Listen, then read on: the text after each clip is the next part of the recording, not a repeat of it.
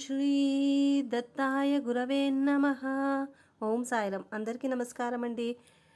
ఈరోజు వీడియో విశేషం ఏమిటంటే, రేపే మార్గశిర పౌర్ణమి అంటే కోరల పౌర్ణమి, దత్తాత్రేయ జయంతి, అలాగే అన్నపూర్ణ జయంతి కూడా. మరి ఇంతటి విశేషమైన రోజు మీరు కుక్కకు ఈ ఒక్కటి తినిపిస్తే చాలు, దరిద్రము, కష్టాలు, అలాగే అపమృత్యు దోషాలు తొలగి ఆ దత్తాత్రేయుడి అనుగ్రహం మీపై కలుగుతుంది. ముఖ్యంగా పెళ్ళైన ఆడవాళ్ళు ఖచ్చితంగా ఈరోజు కుక్కకు ఈ ఒక్కటి తినిపించడం వల్ల మీ భర్తకు, పిల్లలకు ఉండే అపమృత్యు దోషాలు, ఎటువంటి దోషాలైనా కూడా తొలగిపోతాయని పురాణాలైతే చెబుతున్నాయి. మరి దత్తాత్రేయ జయంతి రోజు కుక్కకు ఏమి తినిపించాలో ఇప్పుడు తెలుసుకుందామా? కార్తీక పౌర్ణమి మరియు మార్గశిర పౌర్ణమికి చంద్రుడి కిరణాలలో అమృతం ఉంటుందని చెబుతారు. ఈరోజు పూర్ణ చంద్రుడు వచ్చాక చంద్రుడి కిరణాలు తగిలేలా ఈ ఒక్కటి ఆ కిరణాలలో ఒక గంట సేపు ఉంచి తినండి. లేదా వెన్నెలలో ఇది ఒక్కటి పెట్టి తాగినా చాలు, సకల దరిద్రాలు తొలగిపోతాయి, ఆయురారోగ్యాలు చేకూరుతాయి. మరి అదేమిటో ఇప్పుడు తెలుసుకుందామా? అంతకంటే ముందు ఒక చిన్న విన్నపం. మీ అందరికీ ఈ వీడియో నచ్చుతుంది, ఇన్ఫర్మేటివ్ అనిపిస్తే దయచేసి ఒక లైక్ చేయండి. లైక్ చేయడం వల్ల ఇంకా నలుగురికి రీచ్ అయ్యి వాళ్ళకు కూడా ఉపయోగపడుతుంది. పురాణాల ప్రకారము మార్గశిర పౌర్ణమి రోజు ఆత్రి మహర్షి, అనసూయ దంపతులకు త్రిమూర్తుల వరం వల్ల దత్తాత్రేయుడు జన్మించాడు. దత్త అంటే ఇచ్చినవాడు అని. ఆత్రి కుమారుడు కావటంతో ఆత్రేయుడు అయ్యాడు. దత్తాత్రేయుడి ఉపనయనం అయిన వెంటనే అతడు అడవులకు వెళ్ళి తపస్సు చేసి సంపూర్ణ జ్ఞానాన్ని పొందాడు. దత్తాత్రేయుడు 24 మందిని తమ గురువులుగా భావించి వాళ్ల నుంచి జ్ఞానాన్ని పొందాడు. దత్తాత్రేయుడు ప్రదోషకాలంలో జన్మించాడని చాలామందికి నమ్మకం. దత్తాత్రేయుడికి 3 తలలు మరియు 6 చేతులు ఉంటాయని పురాణాలు చెబుతున్నాయి. దత్తాత్రేయుల వారి జననం గురించి ఈరోజు ఈ పురాణ కథను వింటే చాలు, మీకు జీవితంలో సకల శుభాలు కలుగుతాయి. ఈ కథ వింటే మహా పాపాలు సైతము హరించుకుపోతాయి. మరి ఆ కథ ఏమిటో ఇప్పుడు విందామా? ఒకసారి లక్ష్మీదేవి, పార్వతీదేవి, సరస్వతీదేవి తమ పాతివ్రత్యం గురించి మాట్లాడుకునే సందర్భంలో వారికి ఒకంత గర్వం కలిగింది. మా అంతటి పతివ్రతలు ఈ చతుర్దశ భువనాలలో ఎవ్వరూ లేరు అని ఈ ముగ్గురు అమ్మలకు అనిపించింది. వీరి గర్వాన్ని అణచడానికి పరమాత్ముడు ఒక అద్భుతమైన లీల చేశాడు. ఒకసారి నారదుడు దేవలోకానికి చేరుకొని వరుసగా వైకుంఠంలో లక్ష్మీదేవిని, కైలాసంలో సతీదేవిని, బ్రహ్మలోకంలో సరస్వతీదేవిని దర్శించుకొని ఆ ముగ్గురితోనూ ఇలా చెప్పాడు: అమ్మా, భూలోకంలో ఆత్రి మహర్షి యొక్క ధర్మపత్ని అనసూయ మహాపతివ్రత. ఆమె పాతివ్రత్యం సాటులేనిది. ఆమె పవిత్రత ముందు చతుర్దశ భువనాలలో ఎవ్వరి పాతివ్రత్యము నిలవలేదు అని చెప్పగా ఆ అమ్మలకు నారదుని మాటలు నచ్చలేదు. దీంతో వారు త్రిమూర్తుల దగ్గరకు వెళ్ళి ఇది నిజమో కాదో మీరే తేల్చాలని పట్టుబెట్టారు. అనసూయాదేవి యొక్క పాతివ్రత్య మహిమను లోకాలకు తెలియజేయాలి అనే సంకల్పంతో త్రిమూర్తులు సాధువేషంలో ఆత్రి మహర్షి ఆశ్రమానికి చేరుకున్నారు.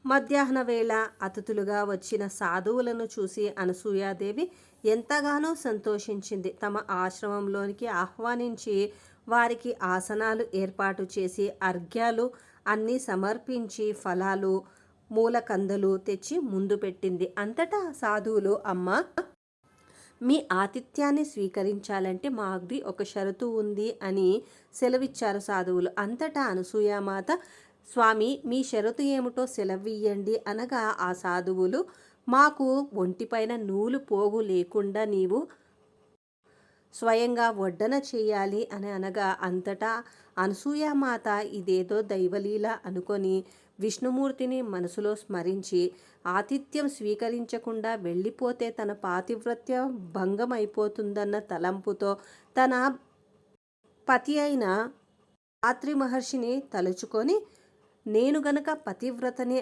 అయితే ఈ ముగ్గురు సాధువులు 6 మాసాల పిల్లలుగా అయిపోవుగాక అని అనగానే త్రిమూర్తులు ముగ్గురు కూడా 6 మాసాల పసికందులుగా మారిపోయారు. అంతటా అనసూయమాత వారిని ఎత్తుకొని చనుబాలు పట్టించి జోలలు కట్టి నిద్రపుచ్చింది. ఇలా రోజులు గడిచిపోతూ ఉండగా త్రిమూర్తులు ముగ్గురు కూడా ఆత్రి మహర్షి యొక్క ఆశ్రమంలోనే పెరుగుతూ వచ్చారు. ఎన్ని రోజులు అయినను దేవలోకానికి రాని త్రిమూర్తుల భార్యలైన లక్ష్మీదేవి, పార్వతీదేవి, సరస్వతీదేవికి కించిత్తు భయం టాడుతూ తర్వాత నారదుడిని ఇలా అడిగాడు. ఓ నారద, ఏమి జరిగినది అని అడగగా అంతటా నారదుడు భూలోకంలో జరిగిన విషయం మొత్తముగా చెప్పాడు. అంతటా ఆ త్రిమూర్తులు ముగ్గురు కూడా భూలోకానికి దిగివచ్చి ఆత్రి మహర్షి ఆశ్రమానికి చేరుకొని ఆ మహాపతివ్రత అయిన అనసూయమాతను ఇలా వేడుకున్నారు.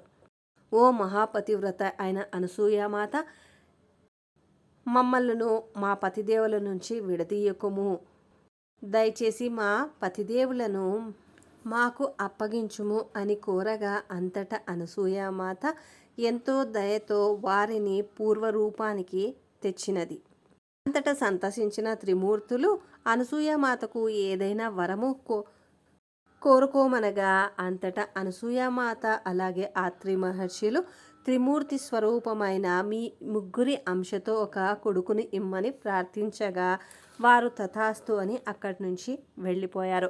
కొన్ని రోజుల తర్వాత అనసూయమాతకు త్రిమూర్తి అంశాలతో బ్రహ్మ అంశతో చంద్రుడు, శంకరుడి అంశతో దూర్వాస మహర్షి అలాగే విష్ణు అంశతో దత్తాత్రేయుడు జన్మించారు. ఈ మార్గశిర మాసంలోని పౌర్ణమి రోజే దత్తాత్రేయుడు జన్మించడం వల్ల దీనిని దత్త జయంతిగా మనము జరుపుకుంటాం. అంతేకాదు దీనినే కోరల పౌర్ణమి అని, నరక పౌర్ణమి అని కూడా అంటారు. ఎందువలన అంటే కార్తీక పౌర్ణమి నుంచి ఈ మార్గశిర పౌర్ణమి వరకు యముడికి కోరలు బయటికి ఉంటాయి. కాబట్టే ఇప్పుడు ఎక్కువగా మరణాల సంఖ్య పెరుగుతూ ఉంటుంది.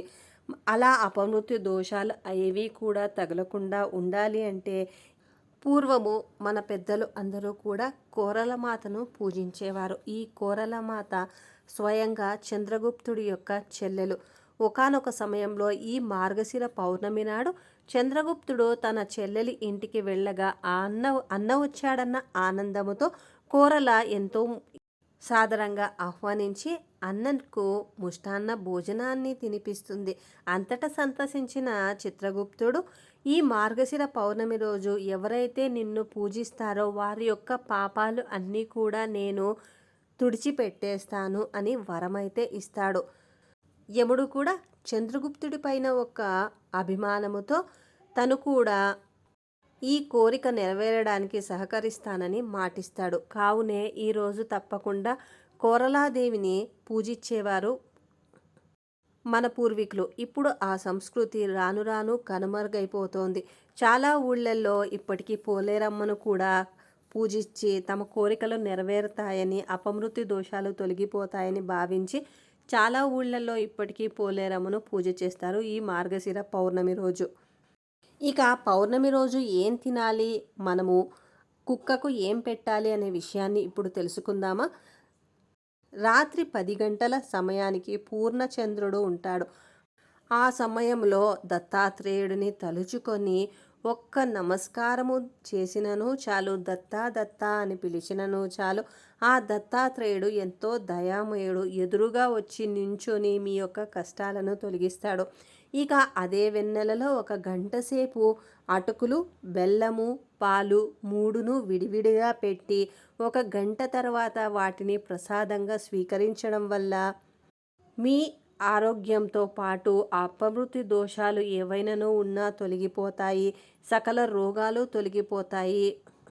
అంతేకాకోకుండా 1 బకెట్లో నీళ్లు ఆ వెన్నెలలో పెట్టి 1 గంట తర్వాత ఆ నీళ్లతో స్నానం చేసినను ఒంట్లో ఉండే నెగిటివ్ ఎనర్జీ అలాగే ఎటువంటి రోగాలైనను కూడా వెళ్ళిపోతాయని పురాణాలైతే మనకు చెబుతూ ఉన్నాయి.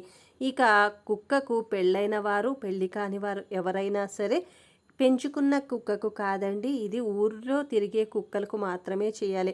చాలా ఊళ్ళల్లో చాలామంది కుక్కలకు మినప రొట్టెలు పెడతారు, ఈరోజు కుడుములు పెడతారు, అలాగే చపాతీలు, రొట్టెలు పెడతారు. మీ వీలును బట్టి ఏది అనుకూలమైతే అది కొంచెంగా చపాతీని కానీ, రొట్టెను కానీ, మినప రొట్టెను కానీ, కుడుమును కానీ ఏదైనా సరే కొరికి దాని తర్వాత మాత్రమే కుక్కలకు పెట్టాలి. ఇలా పెట్టడం వల్ల మన దంతాలలో ఉండే విషమంతా కూడా వెళ్ళిపోతుంది అని పురాణాలైతే చెబుతూ ఉన్నాయి. కాబట్టి ఖచ్చితంగా మీరు కూడా ఇప్పుడు చెప్పిన విధంగా రేపే మార్గశిర పౌర్ణమి రోజు కాబట్టి ఈ పద్ధతులన్నీ కూడా పాటించి ఎటువంటి దోషాలనేవి లేకుండా సుఖ సంతోషాలతో ఉండాలని మనస్ఫూర్తిగా కోరుకుంటున్నాము.